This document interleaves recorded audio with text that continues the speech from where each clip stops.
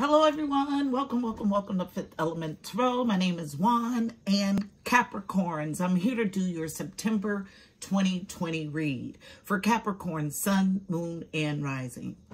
All right, guys, I got a lot tapping in. This message was channeled on yesterday. So, first thing I heard was the long haul, tenacity, and stick-to-itiveness. And then I was shown the Seven of Wands and the Nine of Wands. So Seven of Wands, sevens are about journeying to your God self or your higher self. And Seven of Wands traditionally is about standing a ground and defending a viewpoint. Nine of Wands, nines are about growth and expansion, traditionally is about endurance, okay? So after I sat with that, I heard a borrowed life. So, but I didn't get this in the good sense of borrowing a life. I had an impression or a feeling that there was an opportunity to live a beautiful life, but watching from the outside. And then vengeance set in. Vengeance so strong that it was even sought at your expense. So a feeling of willing to get back at someone, even if they're innocent bystanders, meaning others being hurt by your actions that had nothing to do with the matter at hand. And then I was shown Five of Swords. Fives are about change and conflict. Traditionally, Five of Swords is about a willingness to do anything to win. So backbiting, anything, whatever you have to do to win. And then Seven of Swords, which sevens are again about journeying you to your higher or your God self. But Seven of Swords is a yucky energy, just like Five of Swords. Seven of Swords is about theft, subterfuge. Any sneaky crud behind someone's back is covered by that card. Then I heard, wow. Temperance, my child. Definition for temperance that jumped out was absence from alcoholic drink. Now, I got a channeling a couple of weeks ago that I still haven't put out, which I will today, about alcohol and spirits. Allowing spirits by drinking alcohol. Alcohol, okay? So either some, and then I was shown Nine of Cups in reverse. So Nine of Cups in the upright traditionally is about wish fulfillment. But in reverse, because of the number of cups, that's where my eye was drawn to, the number of cups upside down, which also led to some sort of abuse of alcohol, okay? And then a lot of fire energy. But this was unharnessed, uncontrolled, wand action fire energy, representing Aries, Leo, and Sag. And then I heard Raging Fire, which is the title of this read.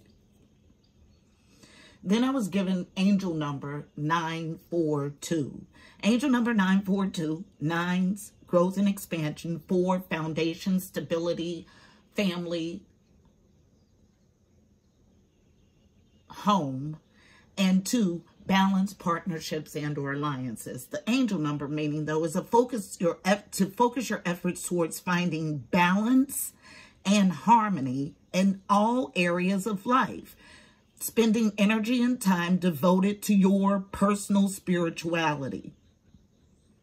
This is all about a work, family, spirituality balance. And because of all of the fire energy, a need to control your emotions, yourself, your actions. Then locust sounded. So locust is all about judgment energy. It's about a call. It's about the quote that I learned is the only way to succeed in the matter at hand is to make a definitive choice. So you cannot be in two minds about it. Locust has been heavy symbolism in the reads this month, but it matches the judgment energy that we're in. And then Hecate, heard loud and clear. And so let me give you some information on this goddess. She's capable of both good and evil. She rules the passages between the realms of life and death. Going back to capable of both good and evil. So it gives me a feeling of intent. So you can do things in the tangible world and portray yourself one way. But God is not going to look at how you are portraying yourself. He's going to look at your intent behind the things that you do. Hecate also controls the, the frontier between life and death. She is the intermediary between spirit and human. She presides over magic and spells. Magic is weak in the daytime and strongest at night. Her presence alone engulfs the space she's in with magic. She's the queen of the crossroads. She is pictured normally holding torches. Aha, fire again. Hecate means influence from afar.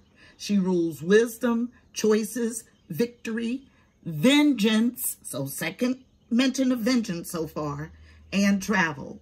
She is the witness to every crime. And she holds the skeleton key that opens all realms. I have a deck, the Power Goddess Oracle, and Hecate is listed as the in-between in this deck. Okay? This is everything I got tapping in for Cappy, Sun, Moon, and Rising for September 2020. Your message is going to be something along these lines, so let's go ahead and get it. Heavenly Father, Holy Spirit, angels of the highest love and light, you are welcomed here. Please fill this space. I'm here to do a monthly energy read for Capricorn, Sun, Moon, and Rising for September 2020.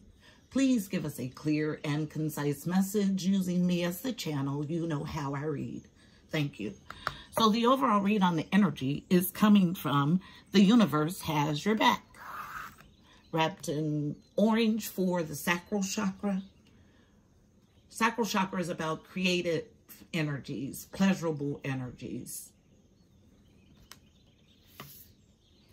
One card, please. So for those that are new to FET, this blue, the ribbons indicate what portal the energy illuminates in this today, okay? And it's been blue for a few days now. Blue represents, which I have interference on one. So blue represents the truth. It represents the throat chakra. The affirmation that I mostly use for that chakra is I am the truth. And as soon as I'm telling you that, guys, I get interference on one with my shuffle. So ones are about wholeness, oneness. Mind, body, spirit, Father, Son, Holy Spirit, self-love. So a truth about a need for oneness is the energy. Yes. And again, interference on one. And again, still interference on one. Strong concentration on oneness, wholeness.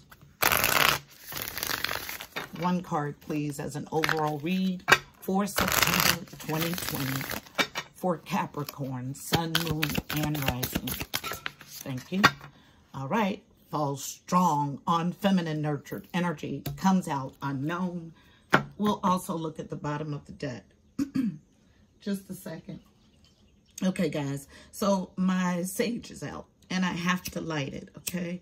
Because of the energy that we're in, there are literally entities that wait on the periphery, on the perimeter, for the protection layer to go down just a little to try to pounce and throw the reading off. So I've been instructed all month to make sure that my holy smoke is going.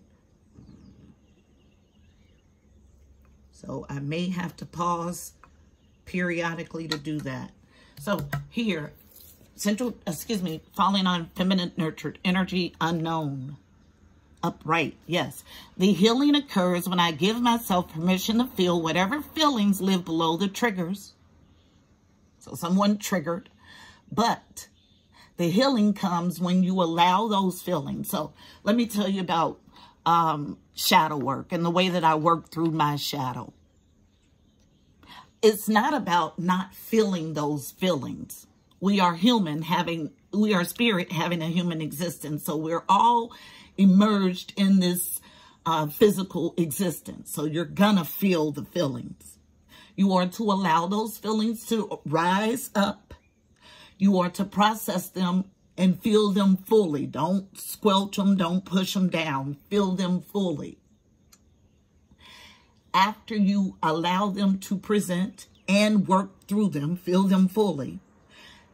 Get your lesson from it. Find out what is beneath it. What caused you to feel that way.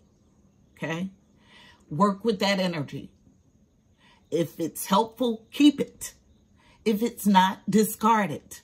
This is all about doing shadow work. And shadow work is never complete. It's something that you do daily, minute by minute, hour by hour sometimes. So walking on a spiritual journey is not about always being happy and go lucky. That is not about what it's about. But it is about when you are down in the dumps, learning how to transmute that energy. So you're going to feel yucky sometimes. But the key is to work through it, not become stagnant in it, and release it. This is the energy behind this card. Because somebody is in a very fiery aspect of themselves. So much so that the fire rages out of control. Joy is the ultimate creator. So instead of being in reactive, fiery anger, how about adopt joy? So based on joy being the ultimate creator. Okay? Beautiful. 2 upright cards. Lets me know that if you are or were in the energy, you have the ability to get yourself to a joyful place. 2 upright cards. So if you tricked yourself into thinking you cannot, that is a trick or a device of deceit. Okay? And I was just shown 7 of Swords in my mind's eye. So let's go ahead and get a spread. Spread is going to come from the wisdom of the hidden realms, which was literally just sticking up in my box. I do not remember pulling it up, but it was literally sticking up. So this is where we'll go. It's wrapped in blue, all about the throat chakra again. I am truth. Let's get to the truth of the matter. So tell the story for Capricorn, Sun, Moon, and Rising for September 2020. Just a few cards, please. So because I had interference on one and now no interference on my second deck, it lets me know that the information that has been given so far is being absorbed. Beautiful. Tell the story. Thank you. I get 3 cards. There is a split. I feel this as a split in a whole, meaning a person that is fragmented into minds. So, first card, central to the issue, the Lady of the Gift, generosity, receiving. Withholding only comes into play in this card when it's reversed. So, card number 20, 2, breaks to a 2, all about balance, partnerships, and or alliances. So generously receiving and giving, okay? The Lady of the Gift in the upright, okay? Central to the issue. Now, this is the energy that is available, upright, heaviest, thickest energy of the read. But then we have on masculine, powerful, doing energy. And as soon as I touch the cards, I feel a definite split. 3 more cards. First one from the bottom is in reverse. So it's the Camel Boy, small steps, asking for help. Card number 33. So master building number, divine communication, okay? But this is small, steady steps. in reverse, not moving at all. Not moving at all as it relates to your divine help. Okay, so a feeling of being stagnant and stuck with this card. Next card, the Keeper of the Scales, Fairness and Balance. Card number 38 breaks to an 11, which is another master building number. So 11s are about divine inspiration. So yes, this person knows what they should be doing. They should be generous and open and giving and receiving. They should be the lady of the gift, but something in their being does not allow them, okay? So the Keeper of Scales is here to balance the situation. This is judgment energy, fairness and balance. And I feel this on an angelic or a spiritual plane or realm. Last card is the Ice Queen. Ideas preserved, non-action, entitlement. Card number 10, so ending this phase of Ice Queen. Ideas preserved, non-action, entitlement. So 2 cards of non-action. The Camel Boy, which is small steps, reverse, means no, not moving at all. And then here's non-action. Let's clarify the Queen, Ice Queen in the upright. Breaks to a 10, all about completions. Based on the eyes of beauty, positive expectations and clarity, needing to get to your God self so you can welcome in this joy. Joy is the ultimate creator. Realizing that true healing occurs when you give yourself permission to feel whatever feelings live below the triggers. That way, when you work through them, you're not triggered anymore. Clarifying the Ice Queen using the traditional deck, Rider-Waite. All about the heart. So having to do with love, having to do with the heart chakra. Affirmation I mostly use for that chakra is I am love. I give love. I receive love. Interesting. Because true healing occurs when I give myself permission to feel whatever feelings live below the triggers. And the Lady of the Gift is about generosity and receiving. I give love, I receive love. So the only way to truly get love is to first give it.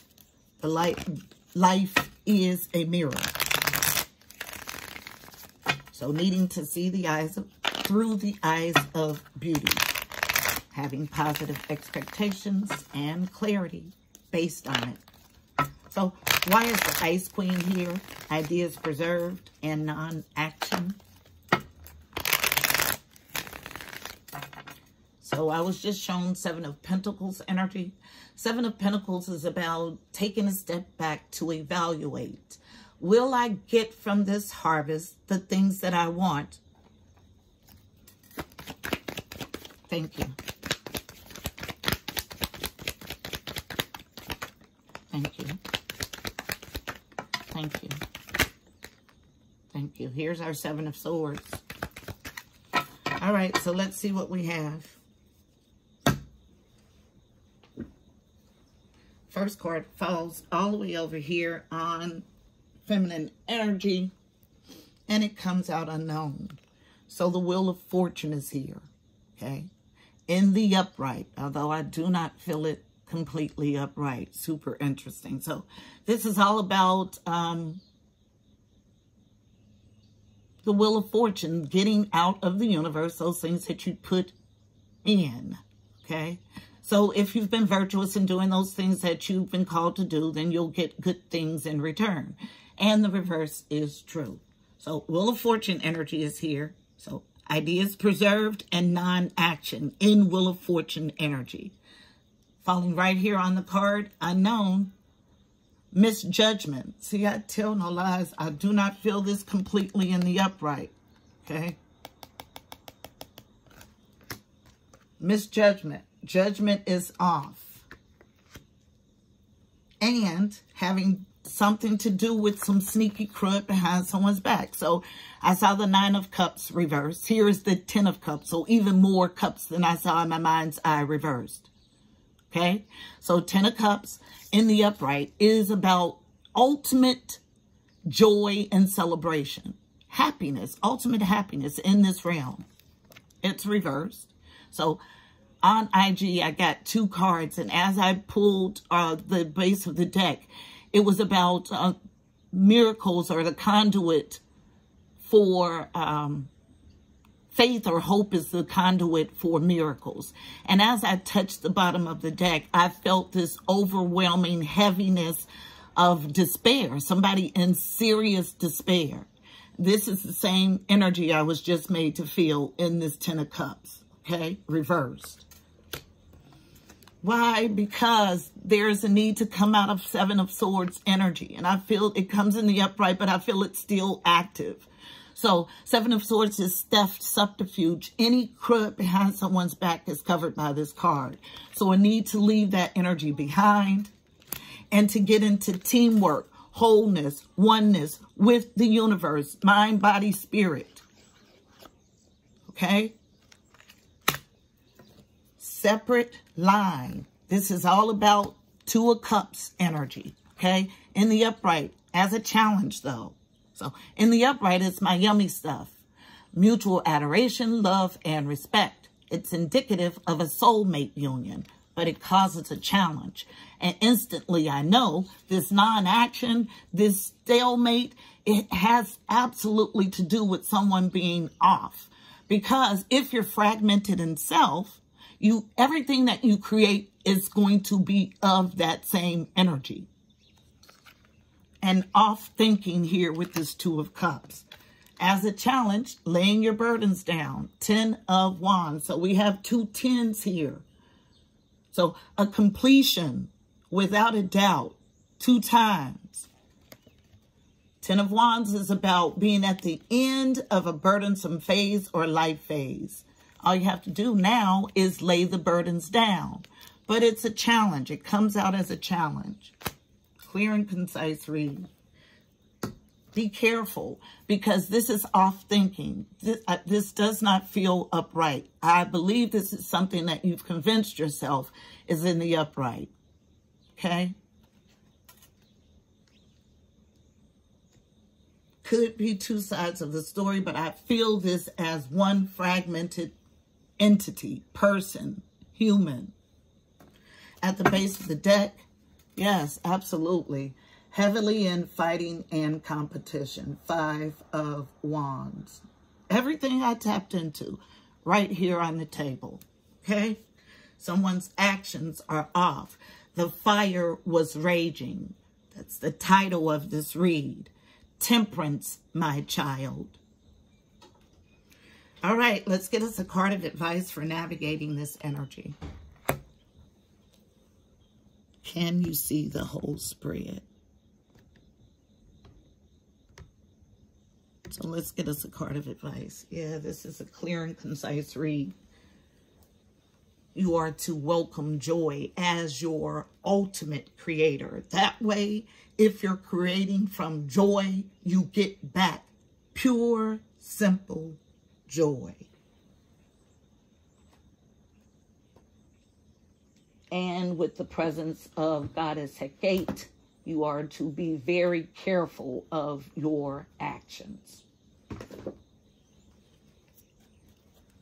So, card of advice is going to come from the Mystical Shaman Oracle deck, wrapped in red, all about the root, first chakra, lower tendencies housed in this chakra, and about getting to the root of a matter.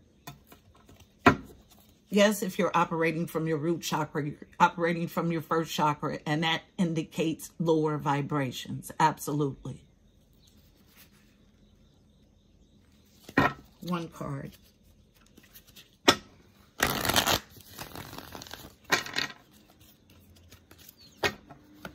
But the ability is here. Needing to do some shadow work and get to the triggers.